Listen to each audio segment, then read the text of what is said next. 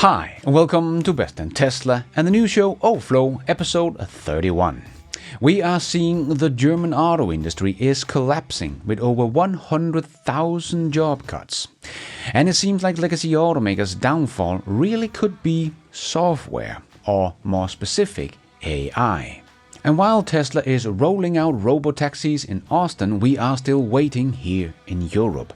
But there might have been a little glimpse of hope. And Tesla has filed for a new patent.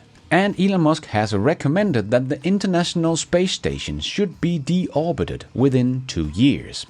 And we got the new refreshed Model S and X hitting the streets in the US.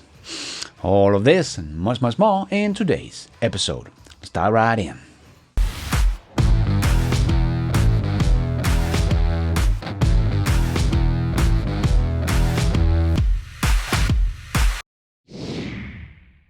Let's put our living stereo stylus in this groove.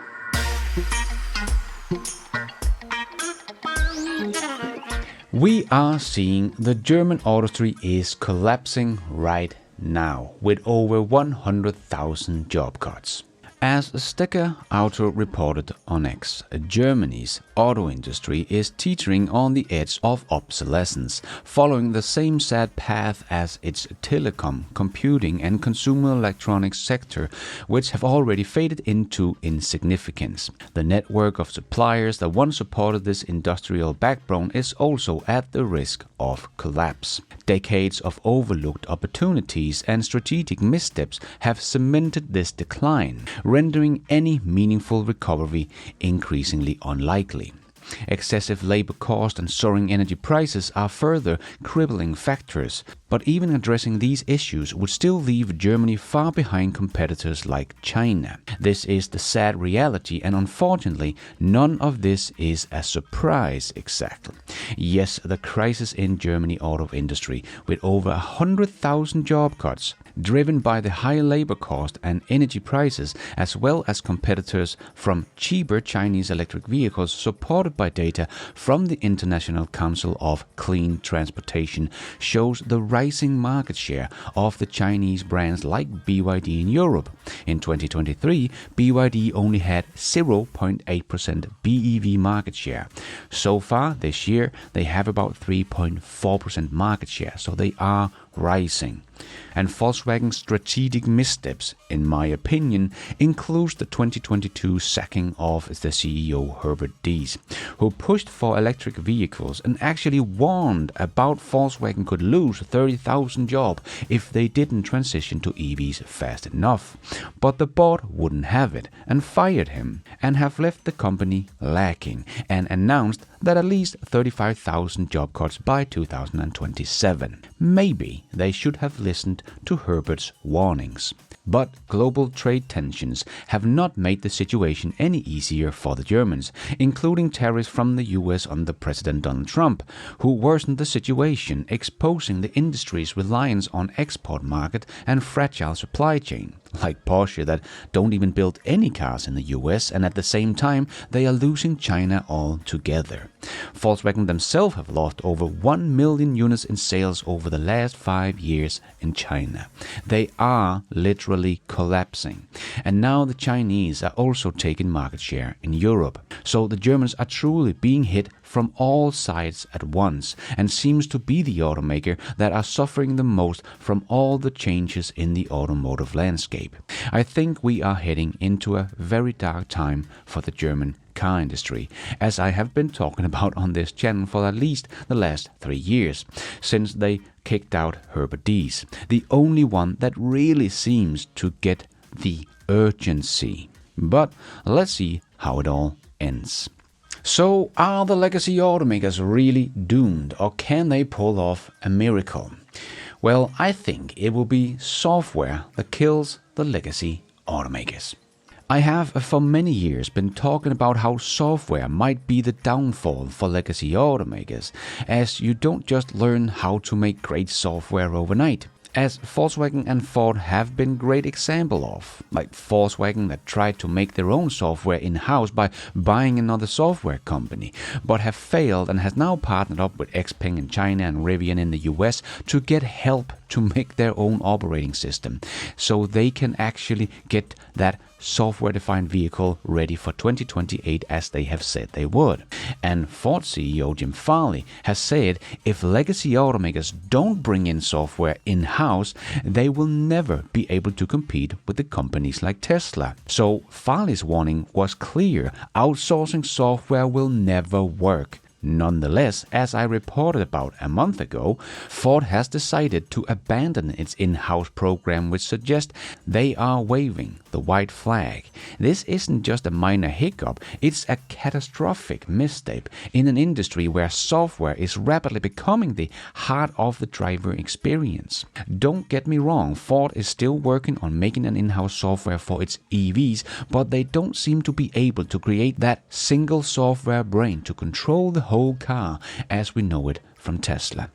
And now, while the old guys are struggling just making EVs with good software, Tesla is bringing AI in the cars. And Sticker Auto once again made a nice piece about this on X that I thought I would share, as he wrote: "Why legacy autos is doomed in the age of AI. Legacy automakers are heading for extinction, and AI is the wrecking ball. They build their empire on engines and steel. But today, cars are software on wheels.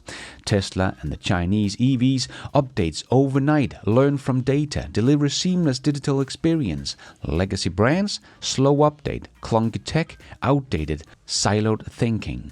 New players move at lightning speed, launching models in months. Legacy autos is stuck in bureaucracy and old-school supply chain. By the time they react, the market has already moved on. Top engineers want to work for tech companies, not Detroit. Legacy brand can't win the talent war, and their old factories and debt drag them down. Consumers want smart, connected, ever-improving cars, which legacy auto can't deliver. Meanwhile, China and Silicon Valley are eating their lunch. Legacy auto isn't just behind, they are running out of road. Is legacy automakers already finished, or can they pull off a miracle? Discuss. Well, I think it's pretty clear how slow legacy automakers are moving. Even 13 years after Tesla came out with the first true software-defined vehicle in 2012 with the Tesla Model S, most legacy automakers don't even have software-defined vehicles yet. And Tesla is already moving on and have now put Robotaxis on the street in Austin. But that is with the Model Y, a car that everyone can buy. So people might laugh at Elon being late on full self-driving cars, but it only took 10 years, whereas legacy automakers couldn't even make a software-defined vehicles in 13 years. Volkswagen have said themselves they will not have software-defined vehicles before 2028. That would make them about 16 years behind Tesla.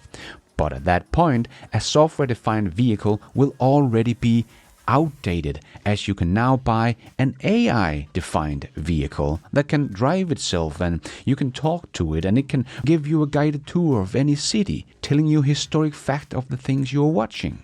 And at that point, Volkswagen will have a software-defined vehicle. Yes, I agree with Sticker Auto that AI will be the last straw for legacy automakers. They couldn't even get normal software to work properly in their cars in 13 years. How the hell should they be able to make artificial intelligence? Gary Black thinks they will in like 3 months, but I highly doubt it. Yeah, I think Sticker Auto is right. The legacy automakers are running out of road. And while Tesla is rolling out Robotaxis in Austin, we are still waiting for just supervised here in Europe. But there might have been a little glimpse of hope. As Keys wrote on X, finally, again we get a shimmer of hope for full self-driving supervised. In Europe, common sense from the European Commission about the nonsense of waiting for DCAS Phase 3 coming from the FIA and the Swedish regulators that has just turned down full self-driving in Sweden. But anyway, instead they are now asking the data from actual DCAS systems in the US currently on the road that can do system-initiated maneuvers and withhold hands on request on highways.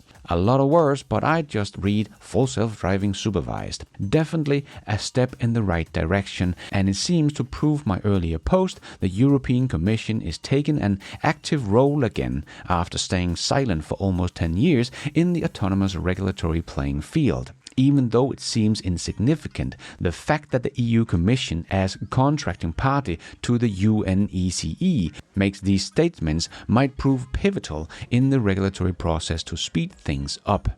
They admit and realize that it will otherwise take too long. So this is awesome to hear for the European Commission, as they have been very vocal here in 2025 about the need to get autonomous tech to Europe to help the European legacy automakers to survive, as we have just talked about. So Sweden's regulators wanted to wait, but the European Commission said, no, let's use the information we can get now from cars already on the road. Finally, someone is actually thinking. Tesla has billions of miles driven with data collected, and that will only accelerate. Of course, the EU should use that data to determine if the software is safe to use on European roads and don't have to make something completely new themselves, because that will speed up the process, and autonomous vehicle will save so many lives. As Elon also wrote in a response to Sweden not allowing full self-driving, and Alex wanted to make a letter that everyone could send to the Swedish Transport Administration, and Elon wrote, public support is much appreciated. Full self-driving in Europe will save lives of people in cars as well as vulnerable road users like pedestrians, cyclists and pets. Please let your government know that you want approval. He also confirmed that we are waiting for the Dutch authorities and then the EU to approve. Very frustrating and hurts the safety of people in Europe, as drivers with advanced autopilot on result in 4 times fewer injuries. Yes, exactly. Something we unfortunately see many people don't get, like Sven here that wrote on X. I really don't get the self-driving hype. I like driving. Yes, a lot of us do, but the road would be so much safer if you had a system that could take over when you fuck up, Sven. Like Romain also wrote, cool, Sven, you can drive. Here are people who can't. The blind, the elderly, the disabled, the unlicensed, the foreign tourist, the children, the friends, the medical unfit, the rural folks, the cognitively impaired. Yes, this will help so many people and give us so many hours back. My mother has just passed away, so I have been spending a lot of time in the car back and forward to my parents in the last couple of weeks. So I have probably spent 20 hours in the car on highway for the last 3 weeks. I like to drive, but traffic on highway is not something I enjoy. I would much rather have spent those 20 hours working while the car get me to the destination. So this is such an important technology. It will eventually save millions of lives. It will give us back years we have wasted in traffic, and it will give mobility back to the people that can't drive today. So yes, the European Commission better find a way to speed this up. The longer regulators, like the ones in Sweden, keep these technologies away from the people, the more people are going to die. And let's squeeze in the last short news topics into this news show. Yes, it's time for the Tesla Shorts. Tesla has a new patent for a plastic trim clip with 4-direction tolerance, a design that addresses manufacturing misalignment by allowing vertical and horizontal adjustment, potentially reducing assembly errors by up to 50% based on industry tolerance studies. This innovation built on Tesla's prior work, such as the 2018 clamping assembly patents, which struggled with large tolerance, suggesting a strategy evolved to support complex vehicle design like the Cybercab, where precise panel alignment is critical for robotic cleaning systems. The 4-directional tolerance mechanism, enabled by the steel-plastic hybrid, offers reusability up to 5 times, surpassing traditional clamps limit to 2 to 3 uses, aligns with Tesla's goal to enhance production efficiency amid global supply chain challenges. And according to Elon, there are potential serious concerns about the long-term safety of the space station. Some part of it are simply getting too old, and obviously the risk grows over time. Even though SpaceX earned billions of dollars from transporting astronauts and cargo to the ISS, I nonetheless would like to go on record recommending that it would be deorbited within 2 years. And hopefully also building a new one, a better version of the International Space Station. I am sure we could come up with something much better, a much better design after all these years. And we got to see another Robotaxi in Austin with Jaws live streaming as they were chasing the car. And this one had no follow car, but seemed to have a safety driver. And most people don't even signal if you drive a BMW. But here we go. Okay, so signal way in advance. Okay, nobody signals this far in advance. Okay, it's very obvious this is freaking software. All right, it's so obvious. All right, and we're just turning onto this street here. Okay, nobody signals friggin' 5 minutes before you're going to turn the corner. All right, we are chasing this right now. What we are witnessing, guys, no chase vehicle. This thing is driving itself fully autonomously through residential streets in Austin, Texas. Right now, you guys are experiencing it live with us on this stream, okay? Compliments of Josh West 24/7. Why are you not following the channel already, okay? Come on, guys, share the space. Share with your friends. See how it creeps out? It's creeping. Yeah, it's creeping, guys. Yeah, that's it. Oh my gosh. Can you not see that this is being driven by software? It's a dead mother effing giveaway. It's a dead giveaway. Come on, guys. This is not, it's smooth. It's doing exactly the same mannerisms that Cybercab did. What? No, even Cybercab I'm talking about. It's way smoother than FSD. Yeah. You had a ride in that, didn't you? 100%, Yeah. 2 rides. That's I'm telling you, this thing has the same characteristics of the Cybercab at the 1010 event. Nice. All right? Watch this. Watch this thing. And we got the new refreshed Tesla Model S and X hitting the streets in the US.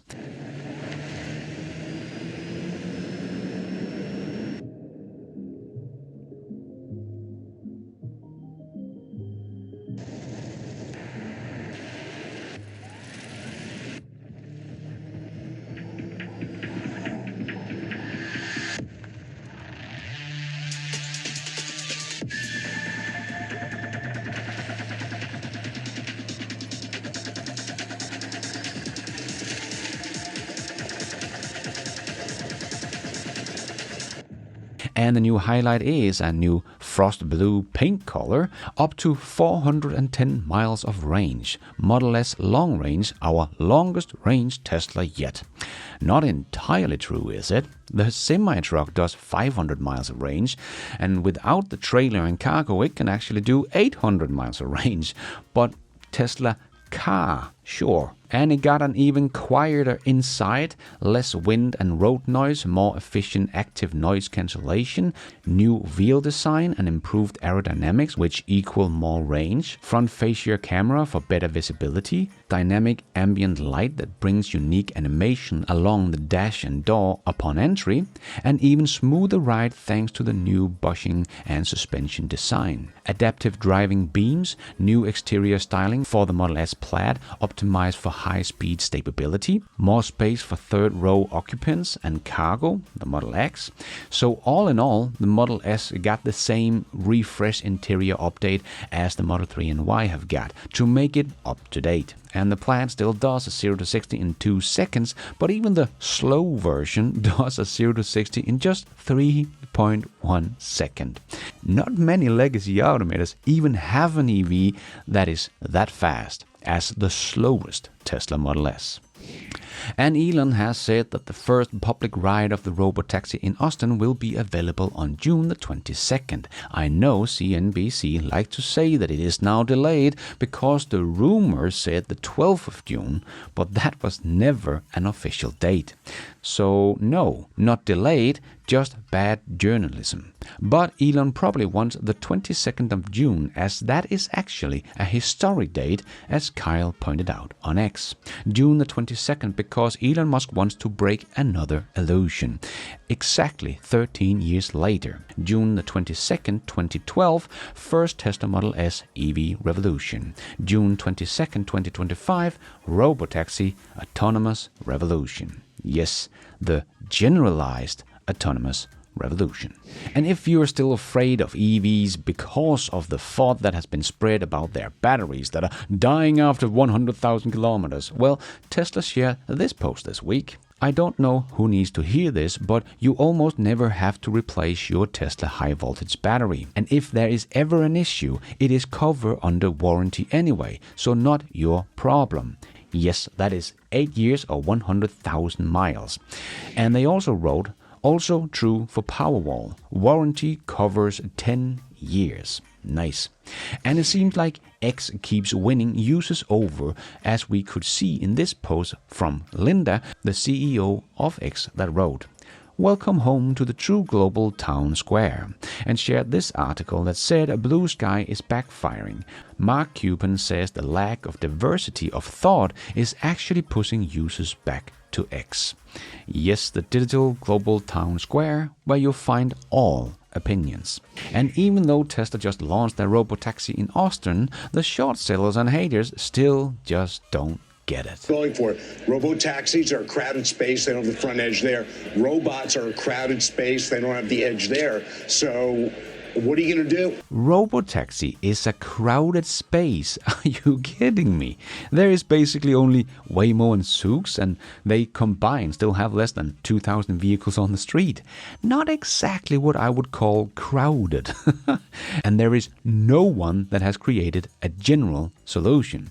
And humanoid robots are going to become the biggest market the world has ever seen. How can that already be crowded? This guy really doesn't get it and makes no sense. Like Elon wrote, just another short seller crying in the casino.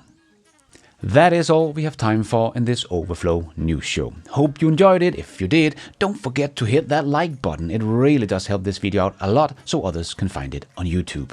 And if you did like it, maybe you want to consider hitting that subscribe button, notification bell, so you don't miss out on future videos just like this one. And if you're already a subscriber to the channel, thank you so much for the support. But if you want to support the channel even more, remember you can, for as little as $1, become a patron of this channel, or become a member of the YouTube channel to get a shout out as some extra perks like early access, ad-free versions of my videos, exclusive videos. So hit the members button or check out Patreon to find out more. And don't forget to follow me on X. I post pretty much all the news as it comes out and a lot more. And check out the merch store to get some merchandise and support the show. It is also possible to support the show without becoming a member or a patron. There is a donation option down below or on my website bestintesla.com. You can also become an executive producer and get news articles, exclusive videos, behind the scenes, and access to all my research charts and spreadsheets, also on bestintesla.com, or as simple as hitting the super like button. And thank you for watching. And until next time, take care out there and be nice.